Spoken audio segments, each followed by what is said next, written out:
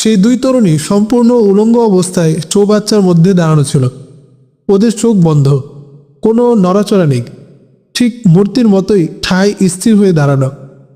লোবানের ধোঁয়ায় কুণ্ডলী অপসারিত হয়ে ওদের চেহারা পরিষ্কার হয়ে উঠলে পুরোহিত সবাইকে মাথা নিচু করে মূর্তিকে সিজদা করার নির্দেশ দিল। অন্যদের সাথে বুগরা খান ও আলস্তগিনও সিজদায় লুটিয়ে পড়ল। সেই মূর্তি দর্শনের পর বুগরা খান ও আলস্তগিনের ইমানের শেষ চিহ্নটিকেও বিলীন হয়ে গেল। তাদেরকে মদ, নারী ও নেশায় ডুবিয়ে রাখার সকল ব্যবস্থা করা হয়েছিল।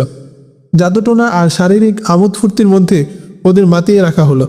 সন্ন্যাসী ও জাদুকররা যখন নিশ্চিত হলো হিন্দুদের এসব ছলচাতুরির রহস্য ভেদ করে ওদের পক্ষে তাওহীদের বিশ্বাসে ফিরে যাওয়ার সম্ভাবনা নেই, তখন মন্দিরের পুরোহিতরা তাদের মনে সুলতান মাহমুদ সম্পর্কে ঘৃণা ও বিদ্বেষ ছড়াতে লাগলো। সুলতান মাহমুদ একটা ডাকাত, খুনি, সন্ত্রাসী।